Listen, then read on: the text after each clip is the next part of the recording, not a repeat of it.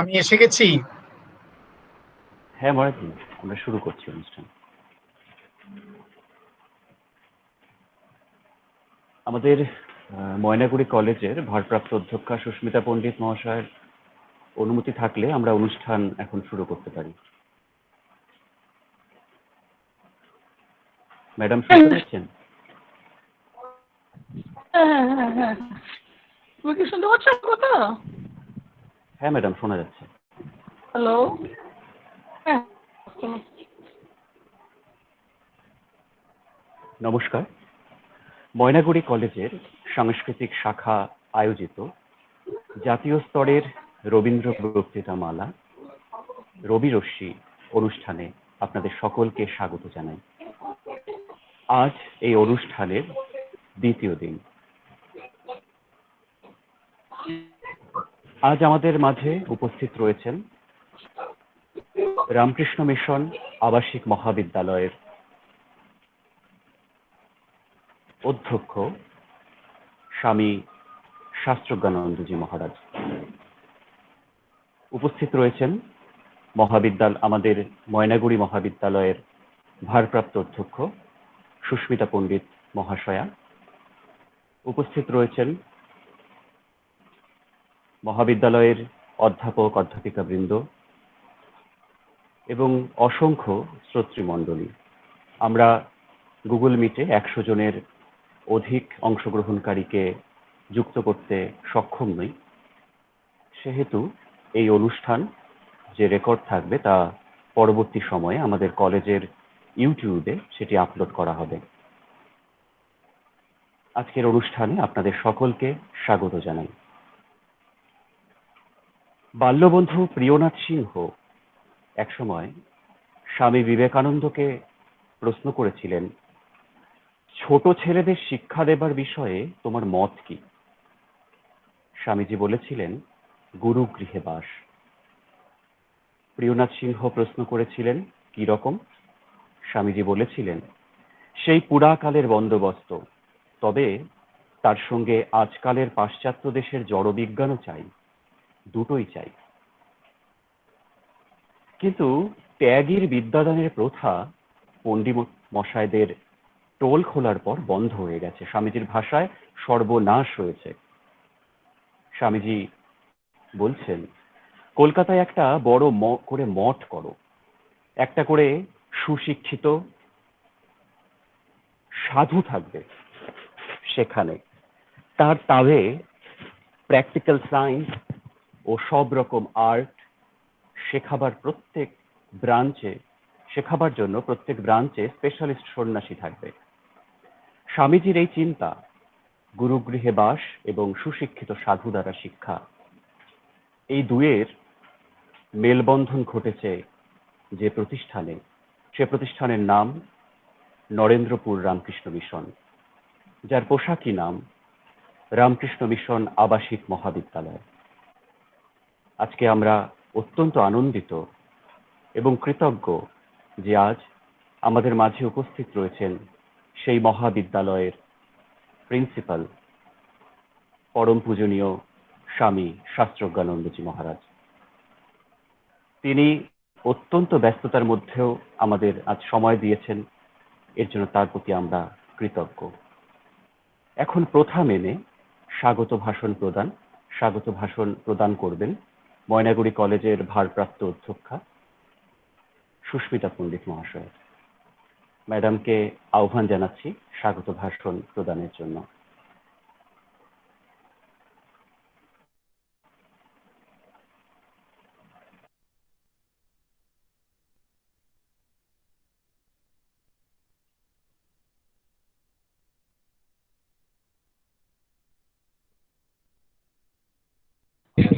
দর্শক,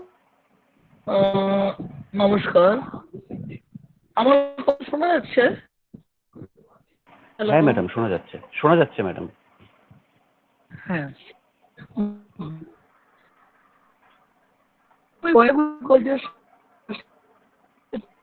আপনার একটু নেটওয়ার্কের হয়তো অসুবিধা হচ্ছে, স্পষ্টভাবে শোনা যাচ্ছে না।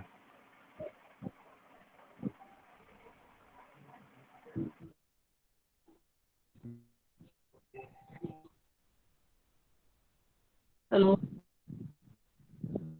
হ্যালো হ্যাঁ ম্যাডাম, বলুন, শোনা যাচ্ছে। হ্যাঁ, কলেজে আয়োজিত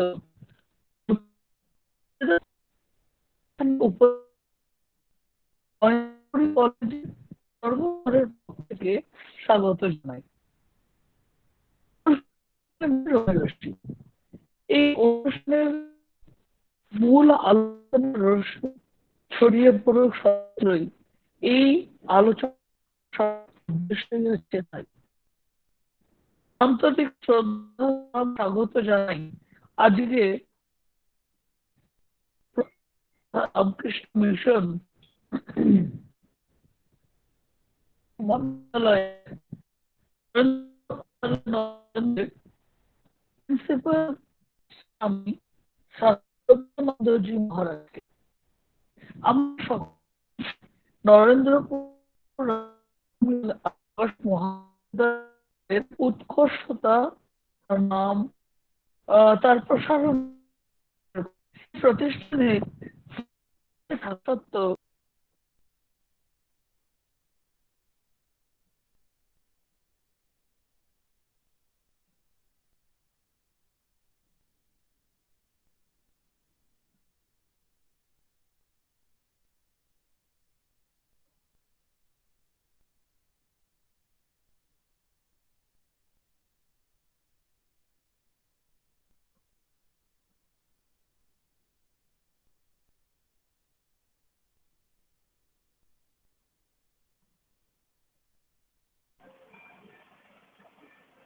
আমরা যান্ত্রিক ত্রুটির কারণে ম্যাডামের কথা শুনতে পাচ্ছি না।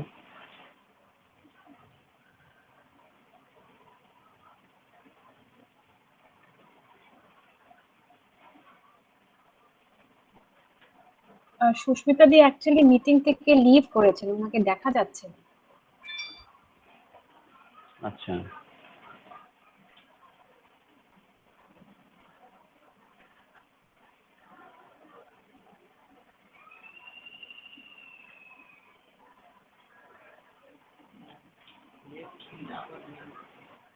আমরা কিছুক্ষণ অপেক্ষা করি, যদি ম্যাডাম জয়েন করতে পারেন।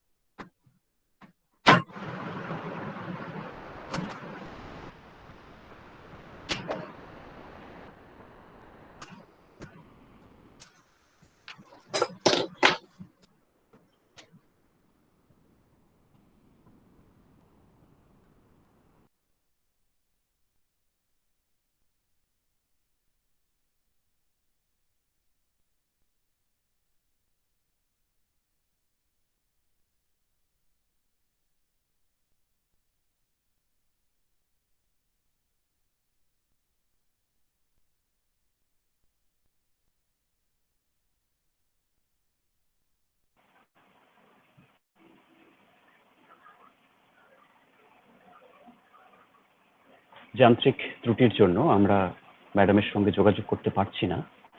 আমরা সময় অতিবাহিত না করে, অপচয় না করে আমরা অনুষ্ঠানের মূল পর্বে প্রবেশ করি। মহারাজকে ময়নাগুড়ি কলেজের সাংস্কৃতিক শাখার পক্ষ থেকে স্বাগতম জানাই। মহারাজকে আপনারা সকলেই চেনেন, জানেন, তার নাম শুনেছেন, তার অসংখ্য লেখা রয়েছে, সেগুলো আপনারা পড়েছেন। তবুও আনুষ্ঠানিকভাবে আপনাদের সঙ্গে মহারাজের পরিচয় করে দেবার পালা। মহারাজজি রামকৃষ্ণ মঠ ও রামকৃষ্ণ মিশনের অন্যতম সন্ন্যাসী। বর্তমানে তিনি রামকৃষ্ণ মিশন আবাসিক মহাবিদ্যালয় নরেন্দ্রপুরের প্রিন্সিপালের পদে রয়েছেন। পূর্বে তিনি বেলুড়ের রামকৃষ্ণ মিশন বিদ্যা মন্দিরের প্রিন্সিপাল ছিলেন। স্নাতক পর্যায়ে প্রায় 21 বছর এবং স্নাতকোত্তর পর্যায়ে প্রায় 15 বছর অধ্যাপনা করছেন মহারাজজি। স্নাতকোত্তরে তিনি বাংলা, সংস্কৃত ও দর্শন বিষয়ে পাঠদান করে থাকেন। এছাড়াও অসংখ্য ছাত্র এমফিল এবং পিএইচডির মহারাজের কাছে পাঠদান করে থাকেন। তিনি সুপারভাইজারের দায়িত্বে রয়েছেন। বিভিন্ন পত্রপত্রিকায় তার লেখা প্রকাশিত হয়েছে, বিভিন্ন গ্রন্থে তার লেখা প্রকাশিত হয়েছে। এছাড়াও তিনি সম্পাদক বা সহ-সম্পাদক রূপে অসংখ্য গ্রন্থ প্রকাশ করেছেন, যার মধ্যে অন্যতম হচ্ছে Shri Ramakrishna and our Times, Swami Vivekananda and our Times প্রভৃতি। মহারাজজিকে সাদর আমন্ত্রণ জানাই আমাদের কলেজের এই অনুষ্ঠানে। মহারাজজিকে আহ্বান জানাচ্ছি তার বক্তব্য রাখবার জন্য। মহারাজের আজকের আলোচনার বিষয় নাটক রাজা, রবীন্দ্র দর্শনের একটি অভিব্যক্তি। মহারাজজি। ধন্যবাদ, নমস্কার। আমার কথা শুনতে পাচ্ছেন তো সবাই? হ্যাঁ মহারাজজি, শোনা যাচ্ছে। আমি আপনাদের কাছ থেকে শুধু একটা ছোট পারমিশন নেব, সেটা হচ্ছে আমাদের এখানে নেটওয়ার্কের অবস্থা আমাদেরও ভালো নয়, সেজন্য মাঝে মাঝে একটু ডিস্টারবেন্স হতে পারে। আমি হয়তো ভিডিওটাকে যদি অফ করে বলি তাহলে কি অসুবিধা হবে বাসব বাবু? মহারাজজি, আপনার যেটা সুবিধা, আমাদের কোনো অসুবিধা নেই।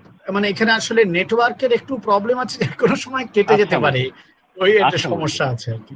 ঠিক আছে মহারাজজি। হ্যাঁ, আমি কিছুটা ভিডিও অন করে বলে তারপর ভিডিও অফ করে বাকিটা আমি করবো, আবার শেষের থেকে নিশ্চয়ই ভিডিও অন করবো। মানে টানা ভিডিও অন করলে প্রবলেম হয়ে যেতে পারে। আচ্ছা মহারাজজি, কোনো অসুবিধা নেই। ময়নাগুড়ি কলেজের এই যে বিশেষ উদ্যোগ, এটা আমার নিজেরও খুব দেখে ভালো লেগেছে। এই কারণে ভালো লেগেছে যে স্বাভাবিকভাবেই এরকম একটি কলেজে টানা রবীন্দ্রনাথকে নিয়ে বক্তৃতামালার আয়োজন করা হয়েছে। সেই আয়োজনটা মানে একটা আয়োজনের দিক থেকে নিশ্চয়ই তার একটা গুরুত্ব রয়েছে, কিন্তু সেটা শোনার জন্য এত শ্রোতা রয়েছেন, সেটা দেখে আমার আরো বেশি ভালো লাগছে। আরেকটা কথা অবশ্যই এই যে মানে যখন বাসববাবু বললেন ময়নাগুড়ি কলেজের নাম, তখন আমি রাজি হয়ে গিয়েছিলাম। তার কারণ একটা আছে, সেটা যতদূর সম্ভব আমার মনে পড়ে বেশ কয়েক বছর আগে আমার একবার ময়নাগুড়ি কলেজে যাওয়ার কথা হয়েছিল, কিন্তু আমি যেতে পারিনি, একটা বিশেষ কারণে শেষ মুহূর্তে আটকে গিয়েছিলাম। সেটা আমার একটু খারাপ লাগার জায়গা ছিল। তা সেই সূত্রেও আমার মনে হয়েছিল যে ঠিক আছে, একবার চেষ্টা করে দেখি। এখন এই আন্তর্জালিক যে আলোচনা চক্রগুলো হচ্ছে, তাতে তো একটা সুবিধা সত্যি আছে যে স্থানকালের বেড়াকে সহজে অতিক্রম করে কাছাকাছি আসা যায়। তা যাই হোক, অতিমারীর এই ক্ষণে আপনারা এই আয়োজন করেছেন, আপনাদের এই সারস্বত চর্চার জন্য আপনাদেরকে আন্তরিক ধন্যবাদ ও কৃতজ্ঞতা জানাই। ভগবানের কাছে খুব আন্তরিকভাবে প্রার্থনা করি এই অতিমারী থেকে আমরা আপনারা সবাই, সমস্ত সংসার, সমস্ত পৃথিবী যেন দ্রুত মুক্তি লাভ করে, আরোগ্য লাভ করে, মানুষ যেন সুস্থ জীবনে ফিরে আসে। আমাদের সবাইয়ের খুব বড় রকমের সাবধানতা অবলম্বন করা খুব জরুরি। এই কথাটা আমাদের সমস্ত স্তরে সর্বক্ষেত্রে মনে রাখা প্রয়োজন। এই অতিমারী আমাদের সমস্ত পৃথিবীকে একটা দুঃখের সামনে দাঁড় করিয়ে দিয়েছে, একটা দুর্যোগের সামনে দাঁড় করিয়ে দিয়েছে, এক বিপন্নতার সামনে দাঁড় করিয়ে দিয়েছে।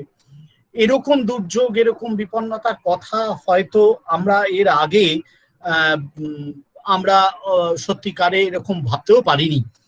এমনকি কয়েক মাস আগেও যখন একটু সংক্রমণ কমে আসছিল, আমরা সবাই ভেবেছিলাম যে আমরা বোধহয় মুক্তির পথে যাত্রা করছি। কিন্তু প্রকৃতি বা বিশ্ববিধাতার কি ইচ্ছা, তা সবটা হয়তো আমাদের জানার কথা নয়, আমরা জানতে পারি না। সে কারণেই এই মহৎ দুর্যোগ, যারা এই দুর্যোগে প্রয়াত হয়েছেন তাদের প্রতি আমার আন্তরিক শ্রদ্ধা ও কৃতজ্ঞতা, তাদের আত্মার শান্তি কামনা করি। আর যারা এই দুর্যোগে নানান রকম ভাবে ক্ষতিগ্রস্ত হয়েছেন, ভগবানের কাছে প্রার্থনা করি তারা তাদের সেই ক্ষতি যেন পূর্ণ করে নিতে পারেন জীবনের এই দুঃখের সাধনায়। নানান রকম ভাবে স্বজন হারানো বা নানান রকম ক্ষতির সম্ভাবনায় আজ আমরা মানে একটা স্তরে এসে উপস্থিত হয়েছি। এই কথাগুলো শুরুতে বলা প্রয়োজন মনে করেছি বলেই বললাম। এরপরে আমার মূল আলোচনার বিষয়ে এসে উপস্থিত হব। আলোচনার বিষয় ওরা আমাকে জিজ্ঞাসা করেছিলেন, বাসববাবু জিজ্ঞাসা করেছিলেন। তা আমি বাংলা সাহিত্যের একজন সাধারণ ছাত্র, ভাষা সাহিত্যের। আমার যে খুব বেশি পাণ্ডিত্য আছে খুব গভীর পড়াশোনা করার অবসর বা সুযোগ বা চিন্তার সামর্থ্য আছে এমনটা মনে করি না। সাধারণভাবে একজন ছাত্র বা ছাত্রী বাংলা ভাষা সাহিত্য নিয়ে যেটুকুনি পড়াশোনা করে সেটুকুনি চেষ্টা আমিও কখনো কখনো করেছি, এখনো অল্প স্বল্প করার চেষ্টা করি। বাংলা ভাষা সাহিত্যের ছাত্র হিসেবে রবীন্দ্রনাথের প্রতি একটি সাধারণ এবং গভীর ভালোবাসা আমাদের সবারই আছে, তা আমারও আছে। রবীন্দ্রনাথের জীবনের সৃষ্টিগুলোকে নিয়ে, সৃষ্টিগুলোর ভেতরে যখন ঢোকার চেষ্টা করি তখন সবসময় মনে হয় যে রবীন্দ্রনাথ একজন স্রষ্টা, এই অর্থে যে তার সৃষ্টি আমাদের সংসারের যে কালের প্রহরা, সময়ের যে প্রহরা, সময়ের যে বেড়া তাকে অতিক্রম করে গিয়েছে, তার আগলটাকে ভেঙে দিয়েছে বারবারে। দেশকে পেরিয়ে, কালকে পেরিয়ে তার সৃষ্টি এক অদ্ভুত বহমানতার মাত্রা আমাদের পাঠকের সামনে এনে দিয়েছে। এ আমার নিজের একটি বোধের জায়গা, নিশ্চয়ই আপনাদেরও অনেকের ক্ষেত্রেই তাই। রবীন্দ্রনাথের এই যে দেশ কাল পার করা সৃজন লীলার অপূর্ব একটি প্রসার আমাদের হাতে এসে পৌঁছেছে, সেই আয়োজনটাকে যখন দেখি তখন মাঝে মাঝে প্রশ্ন হয় যে কি করে তিনি এই সময়কে, এই স্থানকে পেরিয়ে যেতে পারলেন, কি ছিল তার পেছনে? অনেক উত্তর নিশ্চয়ই আছে। আমি আমার মতন করে ভাবতে গিয়ে বারবার মনে করেছি, বারবার দেখেছি যে এখানে আসলে রবীন্দ্রনাথের সৃষ্টির পেছনে কাজ করেছে তার একটি নির্দিষ্ট জীবন বোধ, তার একটি নির্দিষ্ট জীবন দর্শন। সেই জীবন দর্শনের অনেকগুলি মাত্রা আছে, নির্দিষ্ট হলেও তা বহুমাত্রিক, সুস্পষ্ট হলেও তা বহুস্বর, এবং সেই কারণেই তার বিভিন্ন সৃষ্টির মধ্যে তার জীবন দর্শনের এই মাত্রাগুলি বিভিন্নভাবে প্রকাশ পেয়েছে। একটি মাত্রা, একাধিক মাত্রা, বহু মাত্রা একসঙ্গে প্রকাশ পেয়েছে তার লেখায়। এটা রবীন্দ্রনাথের সমস্ত লেখার সম্পর্কেই কম বেশি সত্য। আমার মনে হয় এ সম্পর্কে অনেক গুণীজন প্রায় সমধর্মী মত প্রকাশ করেন। রবীন্দ্রনাথের সৃষ্টির মধ্যে এই যে জীবন দর্শনের, তার একটি নির্দিষ্ট দার্শনিক চিন্তার প্রভাব বা অভিব্যক্তি লক্ষ্য করা গিয়েছে, সেখান থেকে আমি একটি মাত্র সৃষ্টিকে বেছে নিয়েছি, সেটির নাম রাজা নাটক। আপনারা সবাই জানেন যে এই যে রাজা নাটকটি, এই নাটকটি রবীন্দ্রনাথের রবীন্দ্রনাথ এই নাটকটি যে লিখলেন, এই নাটকটির কিন্তু বেশ কয়েকটি রূপান্তর আছে। অরূপরতন নামে একটি রূপান্তর আছে, শাপমোচন আপনারা জানেন সেটিও এরই একটি রূপান্তর। এই কাহিনী, এই একই রাজা নাটকের যে কাহিনী সূত্র, সেই কাহিনী সূত্র অবলম্বন করে এই দুটি রচিত। সেই কারণেই রাজা নাটকের মূল কাহিনীটিরও একটি গুরুত্ব রয়েছে। এবং এই আমার যে আলোচনা, সেই আলোচনায় আমি এইটাই বোঝবার চেষ্টা করব যে রবীন্দ্রনাথের এই যে রাজা নাটকটির কাহিনী, এই কাহিনীটি কি কেন রবীন্দ্রনাথ নিলেন আদৌ, এবং মূল যে কাহিনী ছিল সে কাহিনীটাকে রবীন্দ্রনাথ একটু পাল্টেওছেন, কেন পাল্টালেন? রাজা নাটক আপনারা সবাই জানেন। আমার রাজা নাটককে আর আলাদা করে এটা টেক্সট ধরে তো বলার দরকার নেই, কিন্তু এই যে কাহিনীটাকে তিনি গ্রহণ করলেন কেন, এবং এই রূপান্তর তাকে একটু রূপান্তরিত করলেন কেন, সেটা একটু দেখার আমার ইচ্ছা আছে। এবং সেই দেখার সূত্রেই, বোঝার সূত্রেই আমার এই ভাবনাটি এর বারবার এসেছে যে আসলে এর পেছনে রবীন্দ্রনাথের একটি নির্দিষ্ট দর্শন চিন্তা কাজ করেছে। আমি সেই দর্শন চিন্তাটাকেও আপনাদের সামনে একটু বোঝাবার চেষ্টা করব। আমরা জানি যে রবীন্দ্রনাথ রাজা নাটকের কাহিনী উৎস হিসেবে ব্যবহার করেছিলেন একটি গল্পকে, কুশ জাতকের গল্প। রাজেন্দ্রলাল মিত্র, আপনারা সবাই জানেন, the Sanskrit Buddhist literature of Nepal নামক গ্রন্থে এই কুশ জাতকের গল্পটি রেখেছিলেন। রবীন্দ্রনাথ সেই নাটকটি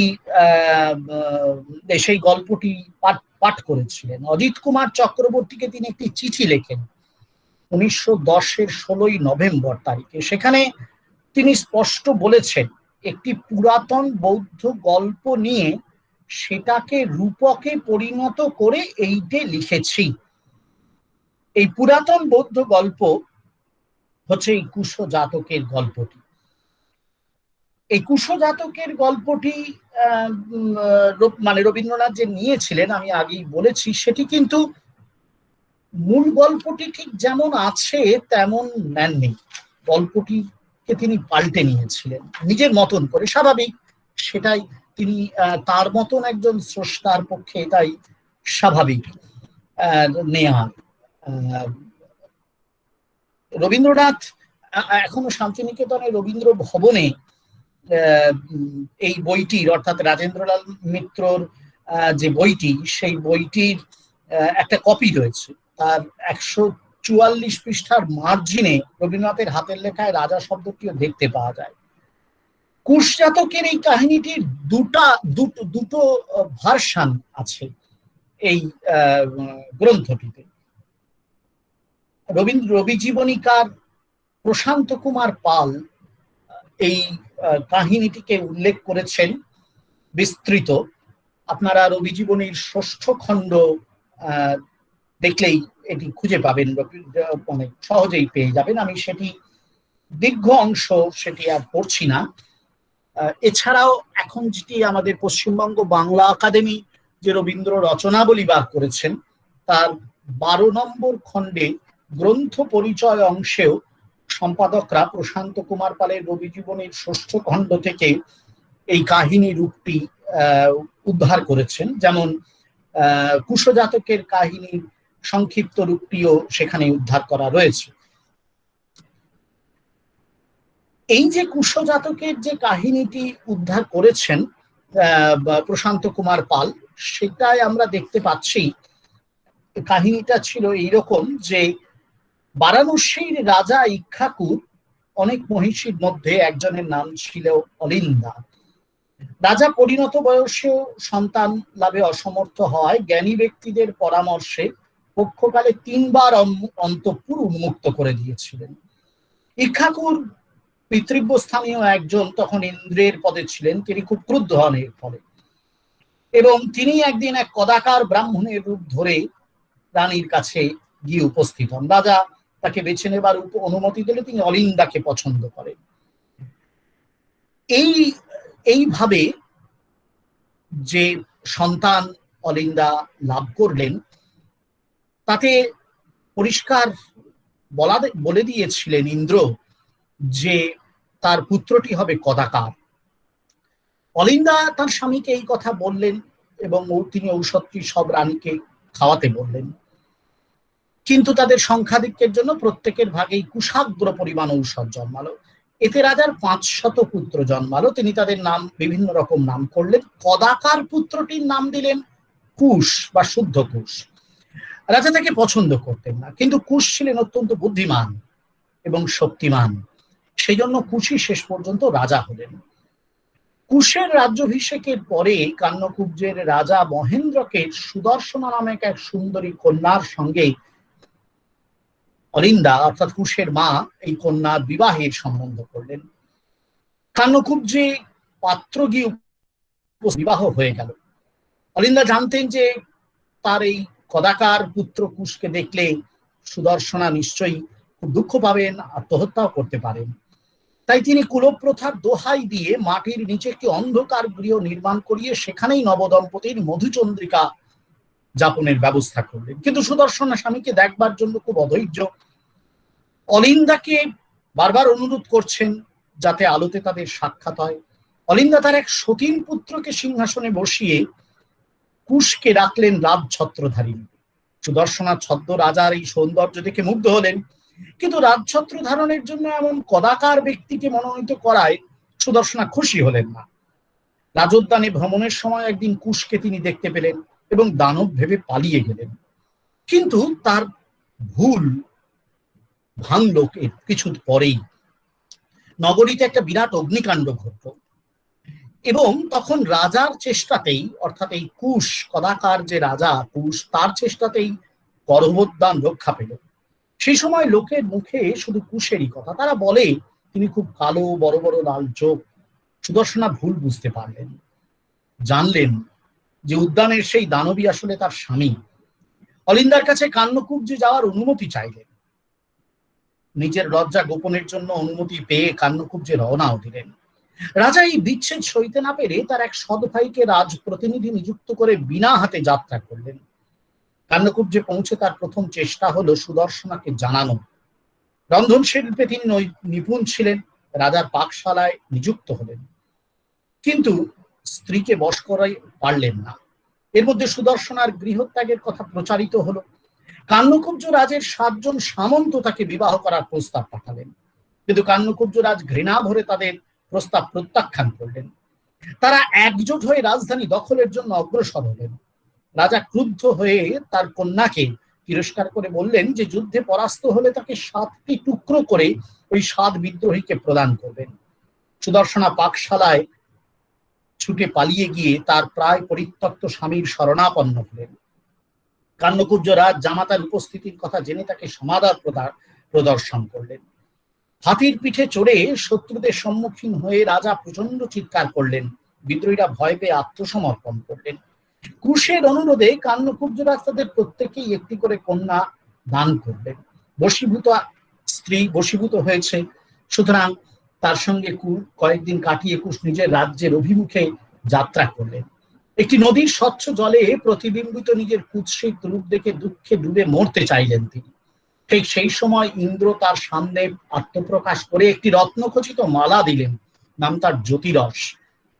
বললেন এটি পড়লে তিনি পৃথিবীর সুন্দরতম পুরুষ হবেন। এটিকে কাপড়ে ঢাকা দিলে সৌন্দর্য অন্তরিত হবে।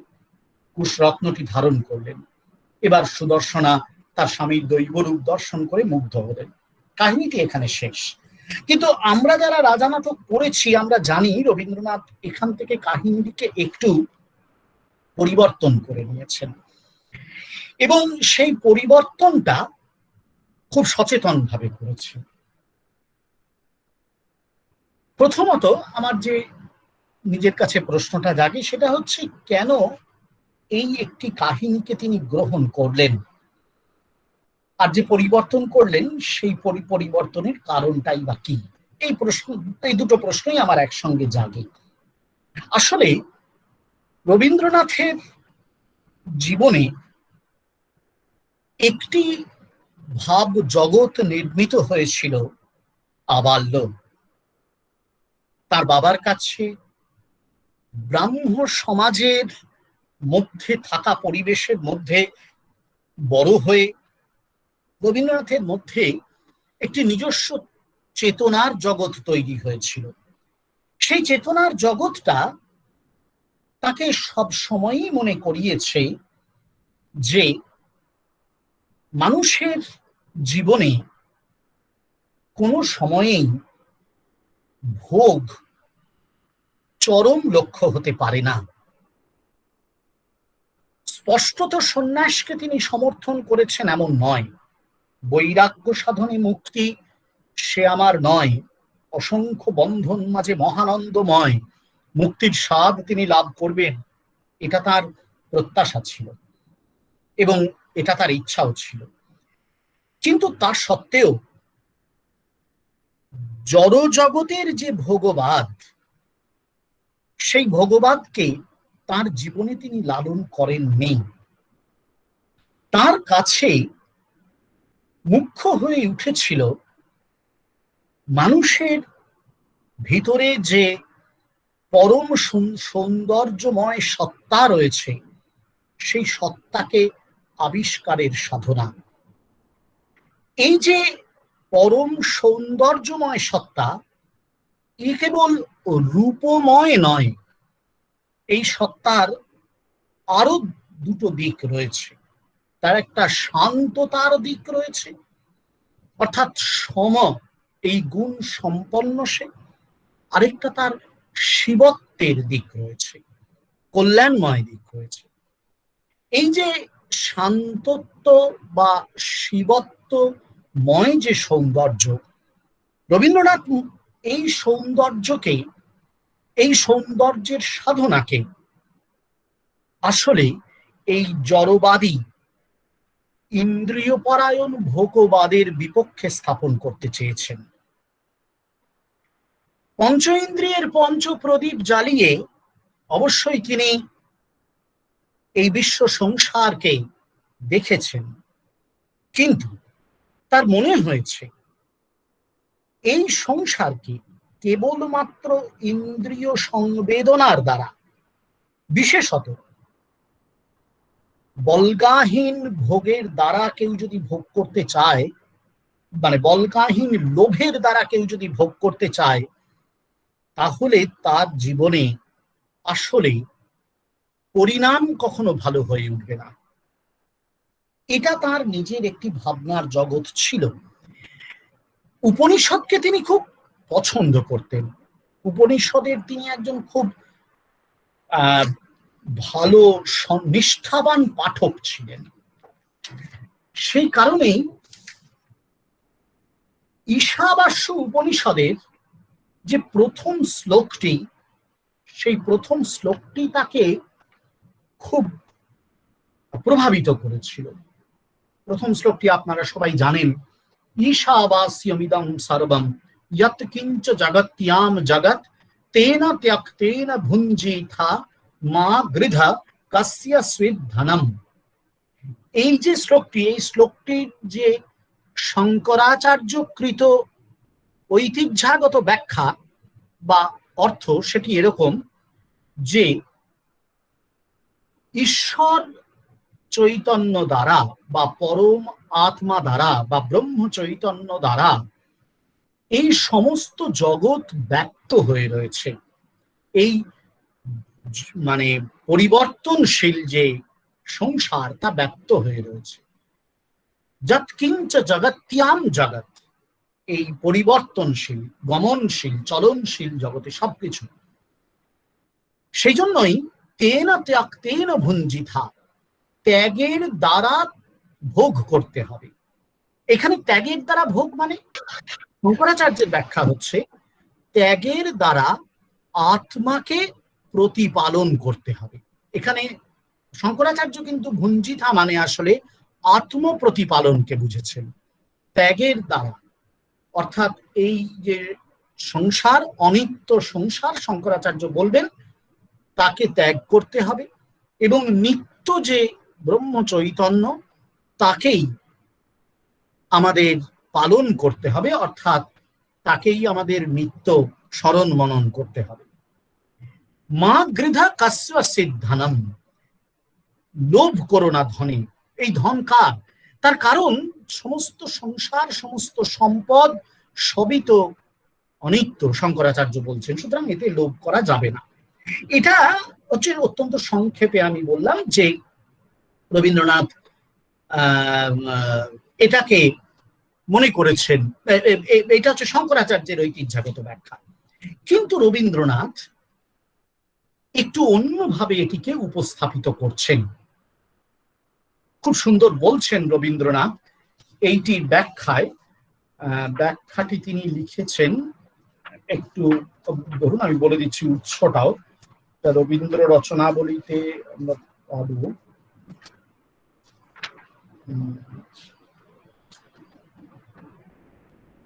এর ব্যাখ্যাটি তিনি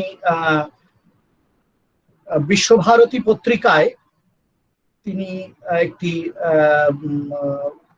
অঙ্কিতানোসি বলে একটি আর্টিকেল আছে, এটা বিশ্বভারতী পত্রিকার দ্বিতীয় বর্ষের তৃতীয় সংখ্যায় বেরিয়েছিল, লিখেছিলেন নির্মল কুমারী মহারানবিশ। সেখানে রবীন্দ্রনাথ ঠাকুর অঙ্কিতানোসি এই নামের আর্টিকেল এটা। সেইখানে রবীন্দ্রনাথের এই কথাটিকে তিনি উদ্ধার করেছেন। এটি রবীন্দ্রনাথ তাদের ব্যাখ্যা করেছিলেন। কি ব্যাখ্যা করছেন? রবীন্দ্রনাথ বলছেন এই শ্লোকটি সম্পর্কে, হঠাৎ শুনে শ্লোকটি কিরকম খাপছাড়া ঠেকে। ঈশ্বরের দ্বারা সমস্ত জগৎকে আচ্ছাদিত করো, ত্যাগের দ্বারা ভোগ করো, কারো ধনে লোভ করো না। এটা কি যথেষ্ট পরিষ্কার হলো?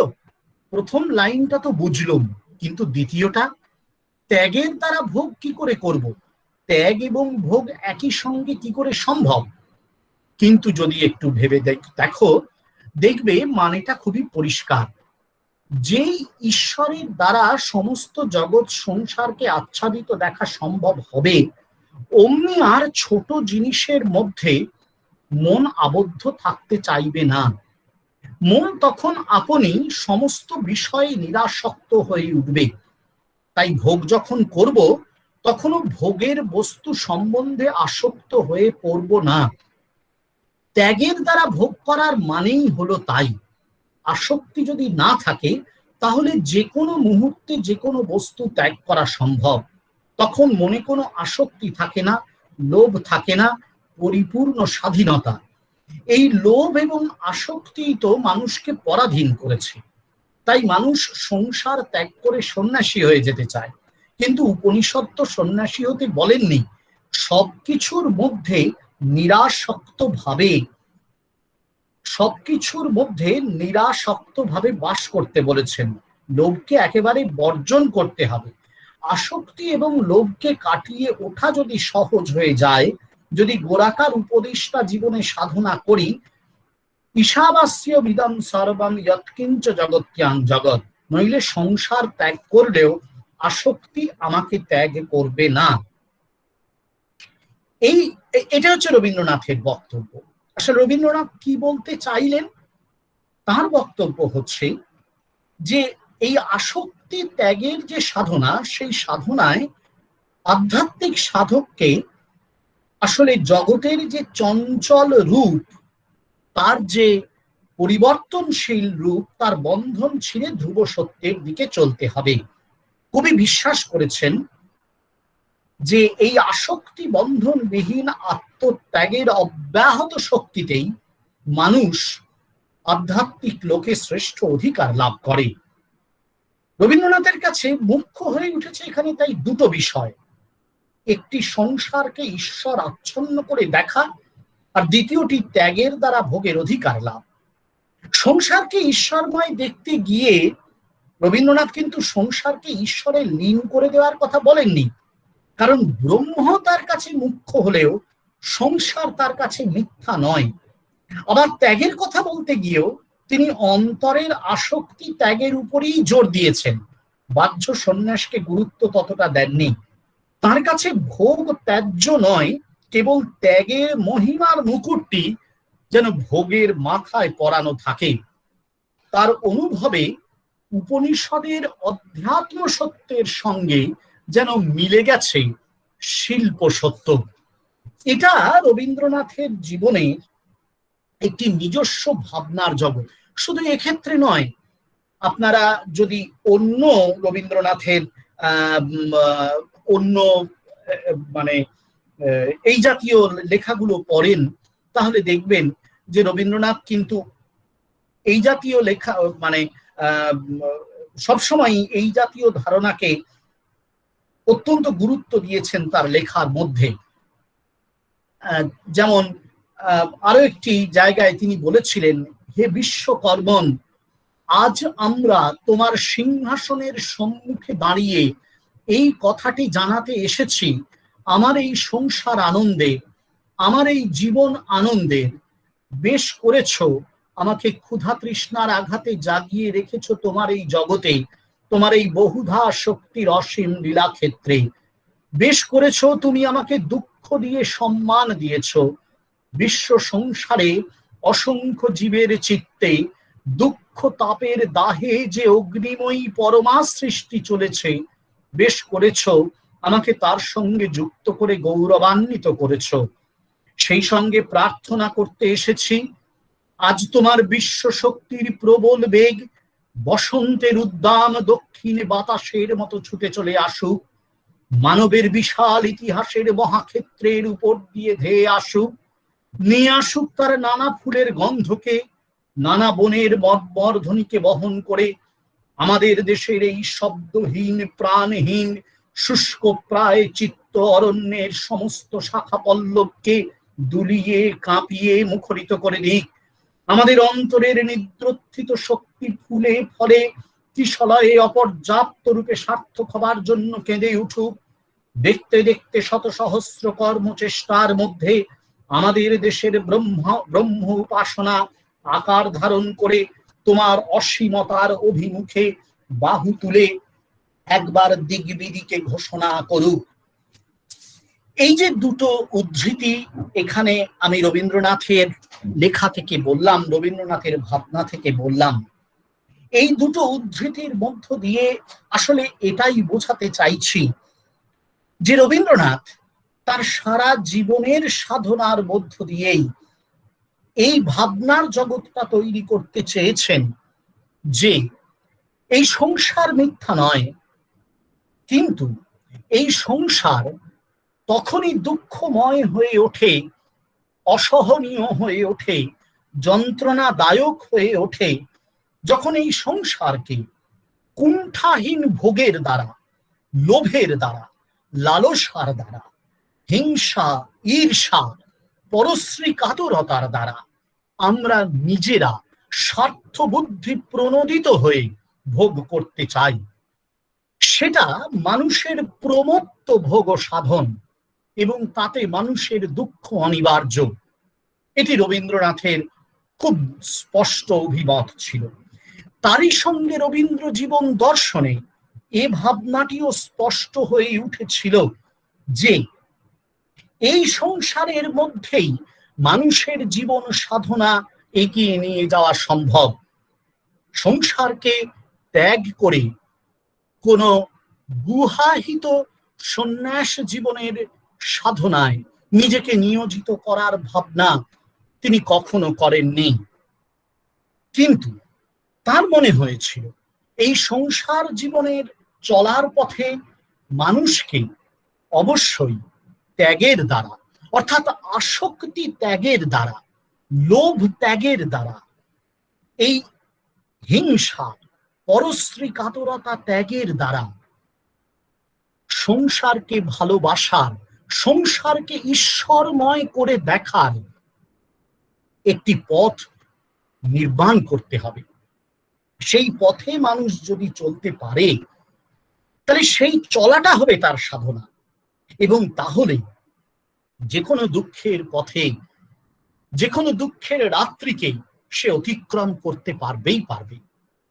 এই সংসার পথে যেতে তার সে ভুল করবে না এমনটা হবে না, কিন্তু ভুল থেকে, যন্ত্রণা থেকে মুক্তির পথ কি? পথটা এটি রবীন্দ্রনাথ বলছেন। বৌদ্ধ দর্শনের এই যে কুশজাতকের কাহিনী, সেই কাহিনীতে রানী সুদর্শনার যে চরিত্রটি রয়েছে, সেই চরিত্রটির মধ্যে স্পষ্ট বোঝা গেছে যে সেখানে ইন্দ্রিয় ভোগের একটি লোলুপতা ছিল। রবীন্দ্রনাথ সেটিকে গ্রহণ করেছেন। অবশ্যই তার সঙ্গে তিনি গ্রহণ করেছেন এই রাজাকে, যে রাজার নাম কুশ। রাজা নাটকে এই রাজার কোনো নাম নেই।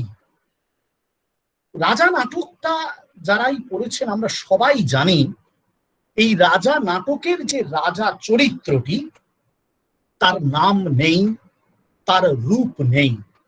কুশজাতকের কাহিনীতে কিন্তু রাজার নাম ছিল, রাজার রূপও ব্যক্ত হয়েছিল, কিন্তু রবীন্দ্রনাথ সেটিকে পাল্টালেন। রাজার নাম রাখলেন না, রাজার রূপও রাখলেন না, শুধু বারবার এ কথাই তিনি রাজার মুখ দিয়ে বা সুরঙ্গমার মুখ দিয়ে বলাতে চেয়েছেন যে এই রাজার যে রূপ, তাকে সহ্য করা বেশ কঠিন সাধনা, দুঃসাধ্য সাধনা। এবং রানী সুদর্শনার কাছে যেন এই চ্যালেঞ্জটা দেয়া হয়েছে যে সুদর্শনা কি পারবে? সুদর্শনা ভুল করবে না তো? সুদর্শনার চরিত্রটাকে নিয়েছেন, ওই কান্নকুব্জ রাজকে নিয়েছেন, সামন্ত রাজাদের এই 7 জন রাজা এরকম কয়েকজন রাজাকে এনেছেন, সুবর্ণ বলে একটি চরিত্র তৈরি করেছেন, কুশজাতকে অলিন্দা একজন কে যেমন নিয়ে এসেছিলেন, এই এই ছোট ছোট জিনিসগুলো নিয়ে এসেছেন, কাহিনীর মূল অবয়ব থেকে কাহিনীটাকে একটু সরিয়েছেন। সুতরাং কাহিনীটাকে এনেছেন তিনি মুখ্যত সুদর্শনার এই যে একটি বিশেষ চরিত্র বৈশিষ্ট্য কুশজাতকের কাহিনীতে আছে সেটিকে গ্রহণ করবার জন্য। পরবর্তীকালে কাহিনীটিকে তিনি পাল্টালেন। এবার জায়গা যে কেন পাল্টালেন, রবীন্দ্রনাথ নিজেই বলেছেন, আপনারা শুনলেন, আমি একটু আগে বলেছিলাম যে রবীন্দ্রনাথ নিজেই উল্লেখ করেছিলেন যে তিনি এটাকে রূপক হিসেবে ব্যবহার করেছেন। রূপক, সাংকেতিক নাটক, তত্ত্ব নাটক, এই নিয়ে প্রচুর সাহিত্য জগতে, বাংলা সাহিত্যে তাত্ত্বিক আলোচনা হয়েছে। আমি সেই তাত্ত্বিক আলোচনায় মানে এখানে প্রবেশ করছি না, আমার সেটি এখানে আলোচ্য নয়। আমি শুধু এখানে এইবারে যেটা আনতে চাইছি সেটা হচ্ছে এই যে পরিবর্তনটা রবীন্দ্রনাথ করলেন, এই পরিবর্তনটা মধ্য দিয়ে এই নাটকে যে পরিবর্তনগুলো এনেছেন মূল কাহিনী থেকে সরে গিয়ে, সেই পরিবর্তনটার মধ্যে রবীন্দ্রনাথের নিশ্চয়ই কিছু উদ্দেশ্য ছিল, অভীষ্ট ছিল। অবশ্য ইতিমধ্যেই আমি যে রবীন্দ্রনাথের 2টি উদ্ধৃতির কথা বলেছি, সেই 2টি উদ্ধৃতিতেই রবীন্দ্রনাথের এই উদ্দেশ্যটা নিশ্চয়ই আপনাদের কাছে অনেকটা স্পষ্ট হয়েছে। এরপরে আমি এই নাটক সম্পর্কিত রবীন্দ্রনাথের আরো কয়েকটা ব্যাখ্যাও বলবো, সেইখানেও আরো স্পষ্ট হবে। তাহলে আমরা প্রথম দেখলাম যে তিনি রাজার চরিত্রটাকে একটু পাল্টালেন, তার রূপ একটুও বললেন না, তার নামও কোথাও বললেন না। নামহীন, রূপহীন একটি বিমূর্ত অস্তিত্ব হিসেবে রয়ে গেল রাজা, যাকে রানী সুদর্শনা আলোয় দেখতে গিয়ে ভুল করেছে এবং যাকে অন্ধকারে দেখতে পাচ্ছে না। অথচ সেই সুদর্শনাই রাজাকে একেবারে শেষের দিকে গিয়ে রাজারকে যেন দেখতে পাচ্ছে, এরকম একটা ভাবনার জগৎ, তার মধ্যে উপলব্ধির জগৎ তার মধ্যে তৈরি হয়েছে, যেখানে একেবারে 20 নম্বর দৃশ্যে আমাদের সবারই খেয়াল আছে রাজা নাটকের প্রথম দৃশ্যটাও অন্ধকার ঘরে। যে অন্ধকার ঘরে সুদর্শনা অন্ধকারের মধ্যে রাজাকে দেখতে না পেয়ে বারবার আলোর মধ্যে রাজার রূপকে খুঁজে পেতে চেয়েছে, বারবার বারবার সে কথা সে এইখানে বলবার চেষ্টা করেছে, সুরঙ্গমাকে বলবার চেষ্টা করেছে যে এ কি, কেন রাজা তাকে দেখা দিচ্ছেন না, বারবার বলতে চেয়েছে। সুরঙ্গমাকে সে বলেছে, তোর সব কথা বুঝতে পারি নে, তবু শুনতে বেশ ভালো লাগে, কিন্তু যাই বলিস তাকে দেখবই। আমার কবে বিবাহ হয়েছিল মনেও নেই, তখন আমার জ্ঞান ছিল না। মার কাছে শুনেছি তাকে দৈবজ্ঞ বলেছিল তার মেয়ে যাকে স্বামী রূপে পাবে পৃথিবীতে তার মতো পুরুষ আর নেই। মাকে কতবার জিজ্ঞাসা করেছি আমার স্বামীকে দেখতে কেমন, তিনি ভালো করে উত্তর দিতেই চান না। বলেন, আমি কি দেখেছি? আমি ঘোমটার ভিতর থেকে ভালো করে দেখতে পাইনি। যিনি সুপুরুষের শ্রেষ্ঠ তাকে দেখবো এলোক কি ছাড়া যায়? একেবারে বারবার এটা শুধু মানে সুদর্শনার এই পর্যায়ের কথা নয়, এই দৃশ্যে, এই অন্ধকার ঘরের দৃশ্যে রাজাকেও সে বলছে একই কথা, যে আমি এ ঘরের অন্ধকারের কিছুই ভালো করে দেখতে পাইনি, কোথায় দরজা কে জানে।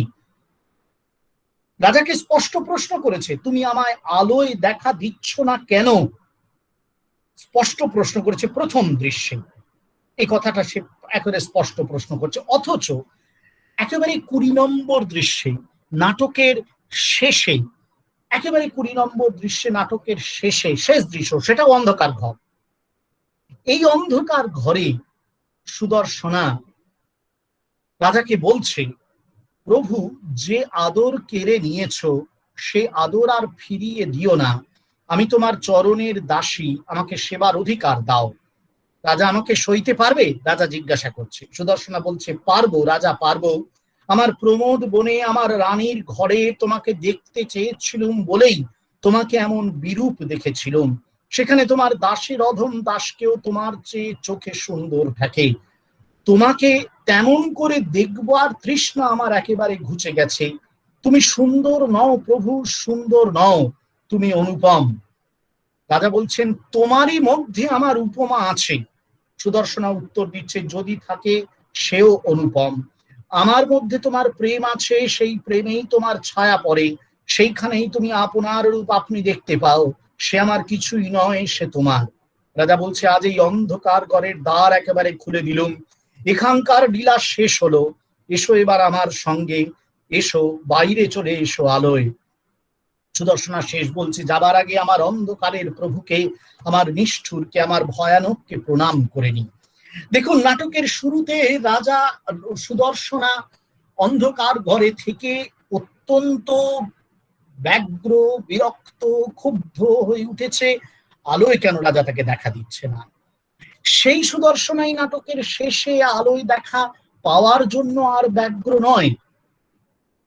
এবং সুদর্শনা সেখানে রাজার সৌন্দর্যের সংজ্ঞাটি বদলে দিয়েছে, বলেছে তুমি সুন্দর নও, সুন্দর নও, অনুপম। অনুপম শব্দটির ব্যাখ্যা সবাই আমরা জানি, যার কোনো উপমা নেই। যে কোনো সুন্দরেরই উপমা আছে, কিন্তু এই রাজার কোনো উপমা নেই। এবং এখানে সবচেয়ে আকর্ষণীয় যেটা, যে মুহূর্তে সুদর্শনার এই অনুভব ঘটলো, সেই মুহূর্তে রাজা সুদর্শনাকে অন্ধকার থেকে আলোয় নিয়ে এলো। এরপরে কি হলো আমরা আর জানি না, নাটককার আর বলেননি, কিন্তু এই ঘটনাটা ঘটলো। অর্থাৎ এটা বারবার মনে হয়েছে, সুদর্শনা যখন অন্ধকার ঘরে থেকে রাজাকে রূপে, নামে, তার সুন্দর রূপকে, মহিমান্বিত রূপকে, মায়ের মুখে শোনা রূপকে দেখবার কথা ভেবেছিল, তখন সেটা ছিল তার অন্তরের লোভ দিয়ে চাওয়া, তার লোভের চোখ দিয়ে সে দেখতে চেয়েছিল। সেখানে আসক্তির চোখ ছিল বড়।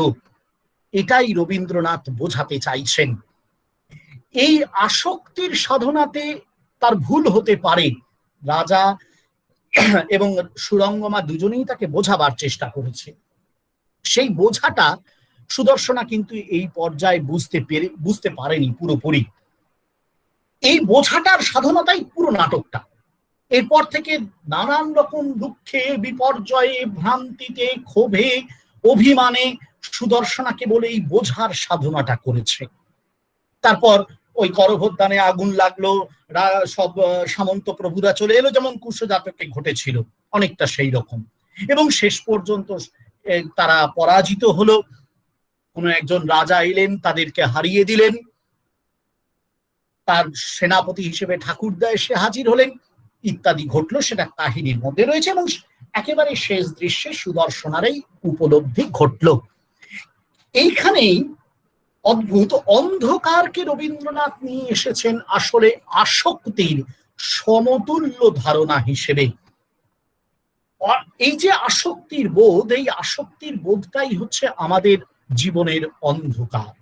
এই যে লোভ, এই যে আসক্তি, এই যে কেবলমাত্র একটি অন্ধত্বের বশে ভোগের পিছনে ছুটে চলা, এখানেই হচ্ছে আমাদের যাবতীয় বন্ধন। এই বন্ধন থাকলেই সংঘাত অনিবার্য। দেখুন, ওই আসক্তিটা ছিল বলেই সুদর্শনা তার রাজ্যে সমস্ত সংঘাতকে, যুদ্ধকে অনিবার্য করে তুলেছে। সুদর্শনা যদি প্রথমেই বুঝতে পারতো যে এটা কোনো সমস্যার ব্যাপার নয়, এই রাজাকে সে বুঝতে পেরেছে, তার যদি প্রথমেই উপলব্ধি হতো, তাহলে তো আর রাজ্যে যুদ্ধ লাগতো না। কিন্তু যুদ্ধটা লাগলো কেন, সংঘাতটা লাগলো কেন? তার মূলে রয়েছে সুদর্শনার এই আসক্তি, এই লোভময় অন্তরটা। আমাদের ভগবদ গীতায় একটি চমৎকার শ্লোক আছে। সেখানে কৃষ্ণ অর্জুনকে বলেছিলেন, ইয়া নিশা সর্বভূতানাং তস্যাম জাগরতি সংযমী, यस्याम जागृति भूतानि सा निशा पश्यतो मुने। या निशा सर्वभूतानां, যে সময়টাকে রাত্রির অন্ধকার বলে সবাই মনে করে, সেইটা আসলে অন্ধকার নয়। সত্যিকারের যে ত্যাগী পুরুষ, তার কাছে সেটা অন্ধকার নয়, সেটাই আলোর জগৎ। আর যে সময়টাকে, যে জায়গাটাকে আলোময় বলে ভাবে সাধারণ মানুষ, তাদের ত্যাগী, সত্যিকারের ত্যাগী সাধকের কাছে সেটাই আসলে অন্ধকারের জায়গা। এই যে আসক্তিময়, লোভময় অন্তর্জগৎ, এই অন্তর্জগৎটা সত্যিকারের ত্যাগী পুরুষের কাছে কখনোই গ্রাহ্য হতে পারে না। সে এটাতে কখনোই ভালো ফিল করতে পারে না। সেই কারণেই এটা তার কাছে এটা এই জায়গাটাকে সে অন্ধকার বলে মনে করে। ভোগ প্রলুব্ধ মানুষ এই অন্ধকারটাকে সহ্য করতে পারে না। সে সেই অন্ধকার থেকে বেরিয়ে আসার চেষ্টা করে। সে ভাবে এই ভোগের জগৎটা বোধ হয় আলোর মতন জগৎ। তা কিন্তু নয়। রাজা নাটকে এই যে রবীন্দ্র জীবন দর্শনের অভিব্যক্তি, যেখানে রবীন্দ্রনাথ স্পষ্ট বোঝাতে চাইছেন যে মানুষের জীবনে এই লোভময় ভোগের সাধনা, এই আসক্তিময় ভোগের সাধনা ব্যক্তি জীবনে দুঃখ আনবে, সমষ্টি জীবনে সংঘাত আনবে, সামাজিক রাষ্ট্রিক জীবনে আনবে অস্থিরতা ও অশান্তি। এবং এর থেকে মুক্তির জন্য মানুষকে ওই দুঃখের সাধনায় পথে পা বাড়াতেই হবে। সাধারণত যথেষ্ট দুঃখে রানী এই দুঃখের সাধনাতেই এসেছে। কিন্তু দুঃখের সাধনা যখন সে গ্রহণ করেছে, রবীন্দ্রনাথ তার একটি বিখ্যাত গানে বলেছিলেন, তোমার পতাকা যারে দাও তারে বহিবারে দাও শকতি। এবং সেই গানের শেষে একটু পরে তিনি বলছেন, আমি তাই চাই ভরিয়া পরাণ, দুঃখের সাথে দুঃখেরও দান, তোমার হাতের বেদনার দান এড়ায়ে চাহি না মুক্তি। তার হাতের বেদনার দান এরই আমরা মুক্তি পাবো না। এই সংসারে আমাদের শত সহস্র ভ্রান্তির থেকে মুক্তির জন্য এই দুঃখের সাধনা অনিবার্য, অপরিহার্য। সেটা সুদর্শনা দেখিয়েছে। এই কারণেই এই রাজা নাটকের ওই রূপান্তরটিও তিনি ঘটিয়েছেন। এবং রূপান্তর ঘটানোর মধ্য দিয়েই আসলে তার নিজস্ব যে দার্শনিক চেতনা, যেটির কথা বলছিলাম, তার একটি স্পষ্ট প্রকাশ আমরা রবীন্দ্র নাটকে দেখতে পাচ্ছি। ওই একই কারণে তিনি রাজার কোনো নাম দেননি, রাজার কোনো রূপ রাখেননি। কেন? তার কারণ রাজা একটি বিমূর্ত অস্তিত্ব, রাজা একটি বিমূর্ত অস্তিত্ব, যার কোনো উপমা নেই। একে রবীন্দ্রনাথ বলেছেন চৈতন্য সত্তা। রবীন্দ্রনাথ স্পষ্ট বিশ্বাস করতেন ব্যক্তি মানুষের প্রত্যেকের মধ্যে এবং এই বিশ্ব প্রকৃতির মধ্যে এই চৈতন্যের অপূর্ব অস্তিত্ব রয়েছে। সেই চৈতন্যকে উপলব্ধি করতে হবে। সেই উপলব্ধির জন্য বনে বাদারে গুহায় অরণ্যে গিয়ে ধ্যান করতে হবে তা নয়। এই সংসারে থেকেই, শত সহস্র কর্মের মধ্যে থেকেই কেবলমাত্র লোভকে পরিহার করে, হিংসা, বিদ্বেষ, আসক্তিকে পরিহার করে মানুষ এই ঈশ্বর পরায়ণতার দ্বারা ওই চৈতন্য শক্তিকে উপলব্ধি করতে পারে। তার সেই চৈতন্য শক্তি প্রত্যেক নামের মধ্যে আছেন। সুদর্শন নামক নামের মধ্যে আছেন, সুরঙ্গমা নামক নামের মধ্যে আছেন, সুবর্ণ নামক নামের মধ্যে আছে, কাঞ্চি নামক সব নামের মধ্যে আছে, কাঞ্চিরাজ সবার নামের মধ্যে আছে, আমার আপনার সবার রূপের মধ্যে আছে। যত রূপ এই বিশ্বে প্রকাশিত প্রত্যেকটা রূপের মধ্যে আছে। তার আলাদা কোনো নাম সেই জন্য নেই, তার আলাদা কোনো রূপ সেই জন্য নেই। তার কারণ সে সমস্ত নামে সমস্ত রূপে রয়েছে। সেই জন্য সে কেবল সুন্দর নয়, সে অনুপম, অর্থাৎ তার কোনো উপমা নেই। সে অন্ধকারেও সত্য, সে আলোতেও সত্য। অন্ধকারেও তার একই বিমূর্ত অস্তিত্ব, আলোতেও তার একই বিমূর্ত অস্তিত্ব। রবীন্দ্রনাথের বিখ্যাত কবিতা আপনারা সবাই জানেন, এবার ফিরাও মোরে। এবার ফিরাও মোরে যে বিখ্যাত কবিতা, সেই কবিতায় রবীন্দ্রনাথ খুব সুন্দর লিখেছিলেন, বলছেন, স্বার্থমগ্ন যে জন বিপদ জগৎ হতে, সে কখনো শেখেনি বাঁচিতে। মহাবিশ্ব জীবনের তরঙ্গেতে নাচিতে নাচিতে, নির্ভয়ে ছুটিতে হবে সত্যেরে করিয়া ধ্রুব তারা, মৃত্যুরে না করি শঙ্কা। দুর্দিনের অশ্রু জলধারা মস্তকে পড়িবে ঝরি, তারই মাঝে যাব অভিসারে, তার কাছে জীবন সর্বস্ব ধন অর্পিয়াছি যারে, জন্ম জন্ম ধরি। কে সে জানি না, কে চিনি নাই তারে, শুধু এইটুকু জানি, তারি লাগি রাত্রি অন্ধকারে চলেছে মানব যাত্রী। যুগ হতে যুগান্তর পানে, ঝড় ঝঞ্ঝা বজ্রপাতে, জ্বালায় ধরিয়া সাবধানে অন্তর প্রদীপ খানি। শুধু জানি যে শুনেছে কানে, তাহার আহ্বান গীত, ছুটেছে সে নির্ভীক পরাণে। সংকট আবর্ত মাঝে দিয়াছে সে বিশ্ব বিসর্জন, নির্যাতন লয়েছে সে বক্ষপাতি, মৃত্যুর গর্জন শুনেছে সে সঙ্গীতের মতো। বহিয়াছে অগ্নিতারে, বিদ্ধ করিয়াছে শূল, ছিন্ন তারে করেছে কুঠারে, সর্বপ্রিয় বস্তু তার অকাতরে করিয়া ইন্ধন। চিরজন্ম তারি লাগি জেলেছে সে হোম হুতাশন, হৃৎপুণ্ড করিয়া ছিন্ন রক্তপদ্ম অর্ঘ্য উপহারে, ভক্তি ভরে জন্ম শোধ শেষ পূজা করিয়াছে তারে, মরণে কৃতার্থ করি প্রাণ। এই অসাধারণ লাইনগুলোতে রবীন্দ্রনাথ মানুষের এই সাধনাটা লিখেছেন। সুদর্শনা যেন আমাদের প্রত্যেকের প্রতিনিধি, যে মানুষ এ সংসারে জন্মায়, যে মানুষ এই সংসারে জন্মে ভুল করে, যে মানুষ এই সংসারে জন্মে ভুল করেও ভ্রান্তি থেকে মুক্তির জন্য চেষ্টা করে, সাধনায় অগ্রসর হয়।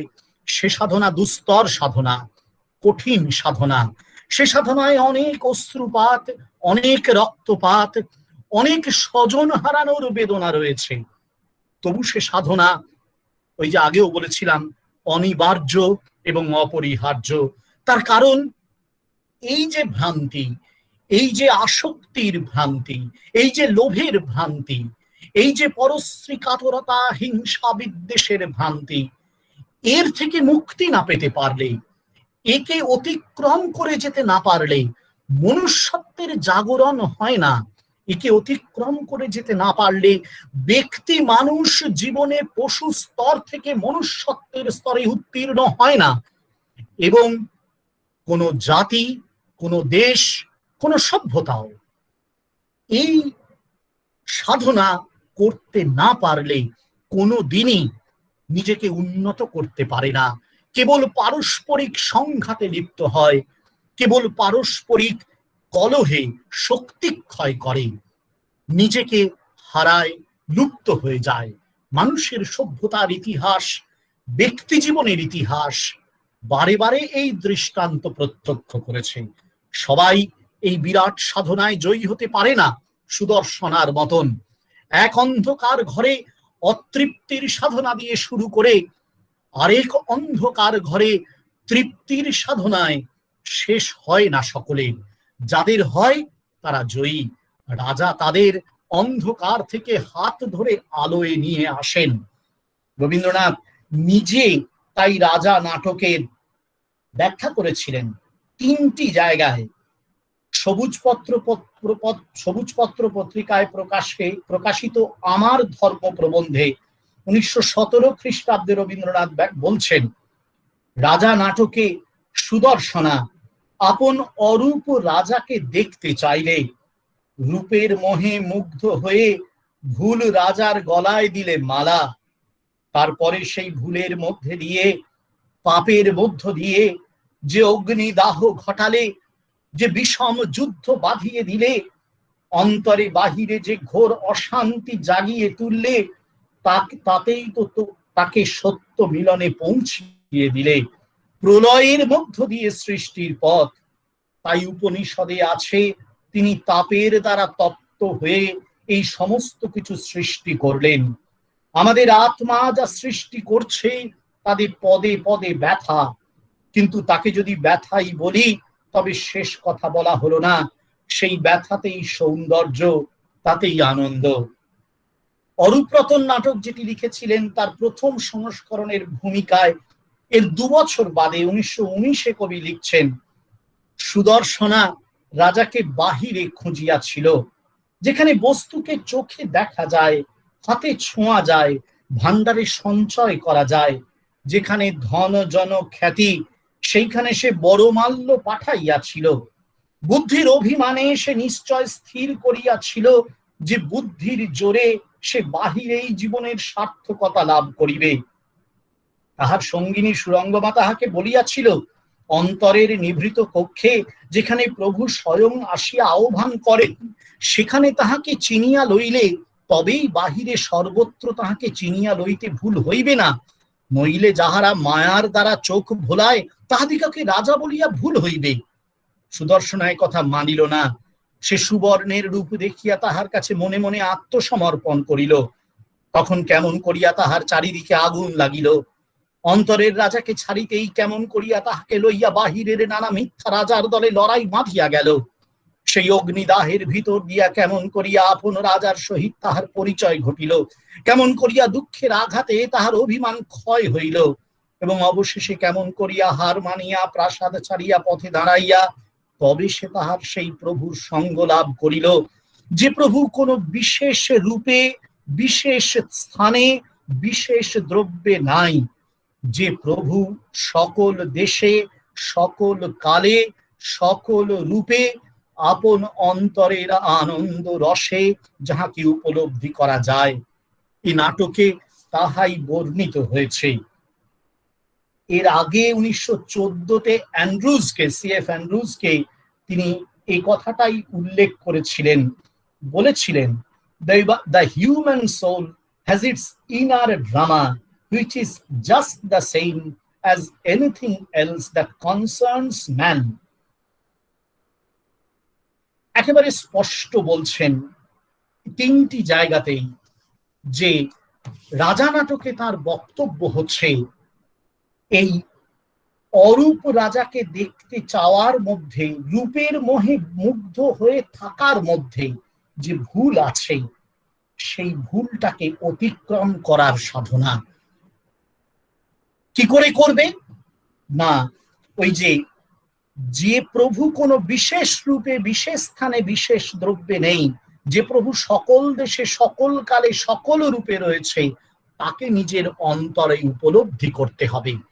শুরুতে ঈশাবাস্যী উপনিষদের প্রথম শ্লোকটির যে ব্যাখ্যা রবীন্দ্রনাথ দিয়েছিলেন, বা আরেকটি যে উপনিষদের আলোচনায় রবীন্দ্রনাথ বলেছিলেন, যেই সমগ্র বিশ্বব্যাপী তাকে উপলব্ধি করতে হবে, যে চৈতন্য সত্তা তাকে উপলব্ধি করতে হবে, এবং সেই উপলব্ধির সাধনা আসলে আসক্তিহীনতার সাধনা, লোভহীনতার সাধনা। সে সাধনা সংসার বিবিক্ত সন্ন্যাসীর সাধনা, এটা রবীন্দ্রনাথ মনে করেননি, কিন্তু রবীন্দ্রনাথ স্পষ্ট বলেছেন যে মানুষের সংসারে এই হিংসা, পরশ্রী কাতরতা, আসক্তি, লোভ ইত্যাদিকে বর্জন করার সাধনা একটি মহামূল্যবান সাধনা। এ সাধনায় মানুষকে অবতীর্ণ হতেই হবে, এটা রবীন্দ্রনাথের বক্তব্য। এবং এই সাধনা বড় দুঃখের, এই সাধনা বড় কষ্টের। সেই কষ্টের সাধনা যে স্বীকার করে নেয়, সে সুদর্শনার মতন একদিন জয় লাভ করে। রাজ্যশ্রী তার ললাটে অঙ্কিত হয়, আলো সে দেখতে পায়, রাজা তাকে নিজেই আলোতে নিয়ে আসেন। উপনিষদ বলেছিলেন, নাল্পে সুখমাস্তি ভূমৈব সুখম, অল্পে সুখ নেই, ঘুমাতেই সুখ। যাকেই আমি একটা বিশেষ রূপে, একটা বিশেষ নামে আসক্ত রূপে দেখতে চাই, সেখানেই অল্পতা। আর এই বিরাট বিশ্বব্যাপী যে চৈতন্যের উপলব্ধির সাধনা, সেটাই ভূমার সাধনা।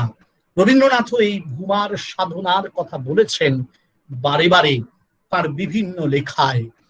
খুব সুন্দর বলেছিলেন তার একেবারে শেষ দিকের একটি লেখায়, সেথা পশ্চিম দিগন্তে বাজে দিন অবসানের রাগিনী, স্পর্শ যা করেছে প্রাণ দীর্ঘ যাত্রা পথে পূর্ণতার ইঙ্গিত জানাই, বাজে মনে নহে দূর নহে বহুদূর। এই পূর্ণতার ইঙ্গিত যে পাবে রবীন্দ্রনাথের মতে, সেই কিন্তু আসলে বলতে পারবে যে হ্যাঁ, এই জীবনের দুঃখের সাধনায় সে জয়ী হয়েছে। এই জয়ের যে সাধনা, সেটাই আসলে রবীন্দ্র দর্শনে আধ্যাত্মিক সাধনায় একটি লক্ষ্য হিসেবে গৃহীত হয়েছে। রবীন্দ্রনাথ লিখেছিলেন শেষের দিকের একটি বিখ্যাত কবিতায়, তোমার ধুলির তিলক পড়েছি ভালে, দেখেছি নিত্যের জ্যোতি দুর্যোগের মায়ার আড়ালে, সত্যের আনন্দ রূপ এ ধুলায় নিয়েছে মূলতি, সেই জেনে এ ধুলায় রাখিনু প্রণতি। সত্যের আনন্দ রূপকে এ ধুলায় তিনি দেখেছেন, তখনই তাকে প্রণতি জানিয়েছেন। সেই সত্যের আনন্দ রূপ আমরা কিভাবে দেখতে পাবো, সেই সাধনাটা কেমন হবে, কোন খান থেকে কোন খান পর্যন্ত, কোন স্থান থেকে আমাদের প্রত্যেকের অস্তিত্বের কোন বিন্দু থেকে কোন বিন্দু পর্যন্ত সেই সাধনাটি অগ্রসর হলে আমরা এই নিত্যের জ্যোতিকে দর্শন করতে পারবো, সেটি রবীন্দ্রনাথ তার রাজা নাটকে প্রকাশ করেছেন। আমার মনে হয়েছে রবীন্দ্র দর্শনের এই অনুপম দিকটি রাজা নাটকের একটি অসাধারণ আলোচনার ক্ষেত্র হতে পারে। এটুকুনি বলেই আমার সামান্য নিবেদন শেষ করছি। নমস্কার। এতক্ষণ ধরে আমরা মুগ্ধ হয়ে মহারাজের বক্তব্য শুনছিলাম। এবারে প্রশ্নোত্তর নেবার পালা। যদি ছাত্রছাত্রীদের কোনো প্রশ্ন থাকে, অবশ্যই তা যেন আজকের আলোচনার ওপরেই হয়, কোনো মন্তব্য নয়। কোনো যদি প্রশ্ন থাকে তাহলে মহারাজজিকে তোমরা করতে পারো।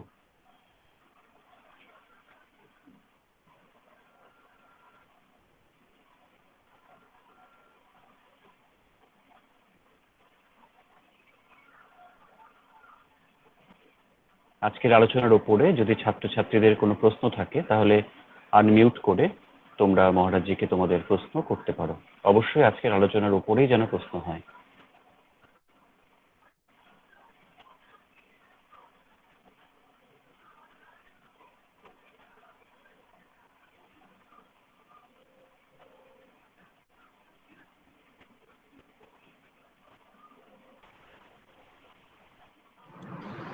ঠিক আছে, আমার মনে হচ্ছে বাসববাবু প্রশ্ন নেই। আচ্ছা মহারাজ, এখন প্রথা মেনে নিয়ম মেনে ধন্যবাদ জ্ঞাপনের পালা। এখন ধন্যবাদ জ্ঞাপনের পালা। ধন্যবাদ জ্ঞাপন করবেন সাংস্কৃতিক শাখার সদস্যা তথা রাষ্ট্রবিজ্ঞান বিভাগের শিক্ষিকা সুদেশনা বসু। ম্যাডামকে আহ্বান জানাচ্ছি মহারাজজিকে ধন্যবাদ জ্ঞাপন করবার জন্য।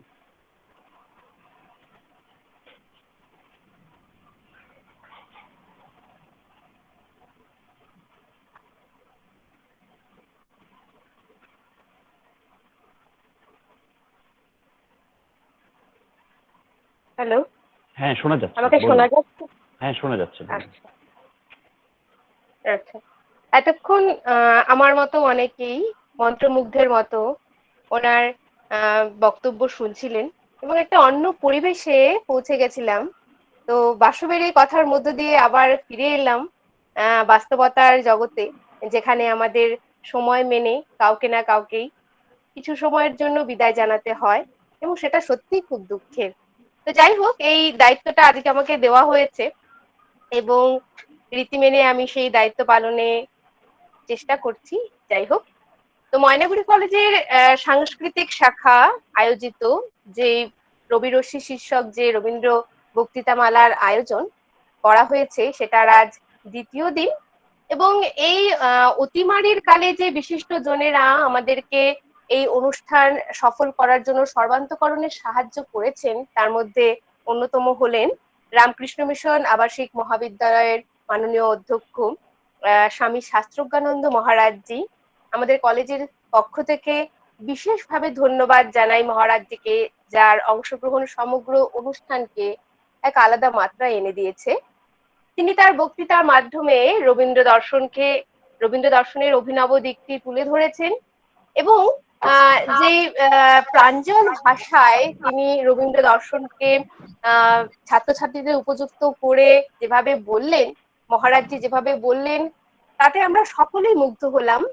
এবং এই আলোচনা কেবলমাত্র ছাত্রছাত্রীদের জন্য নয়, এই আলোচনা সকলের জন্য প্রাসঙ্গিক হয়ে উঠেছে। আমরা সমৃদ্ধ হলাম, নতুন চিন্তার অবকাশ পেলাম। ধন্যবাদ স্বামী শাস্ত্রজ্ঞানন্দ মহারাজজিকে। ধন্যবাদ জানাই আমাদের কলেজের ভারপ্রাপ্ত অধ্যক্ষা মাননীয়া সুস্মিতা পণ্ডিত মহাশয়কে, যার পূর্ণ সহযোগিতা ছাড়া এই অতিমারির আবহে এই ধরনের অনুষ্ঠান আয়োজন করা সম্ভব হতো না।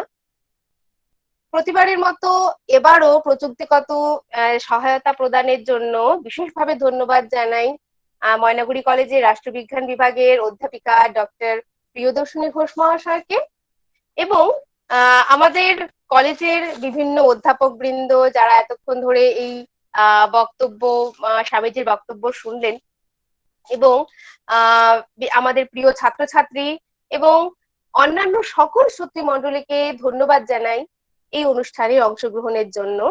এবং সবশেষে এই অনুষ্ঠানের আয়োজক তথা ময়নাগুড়ি কলেজের বাংলা সাহিত্য, বাংলা ভাষা ও সাহিত্য বিভাগের অধ্যাপক ও আমাদের সাংস্কৃতিক শাখার আহ্বায়ক শ্রী বাসব দাস মহাশয়কে ধন্যবাদ জানাই এই ধরনের সুন্দর মনোজ্ঞ অনুষ্ঠান পরিচালনার জন্য।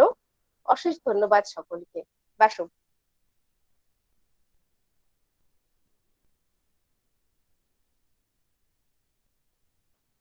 বাসব, তোমার মাইক্রোফোনটা মিউট হয়ে আছে।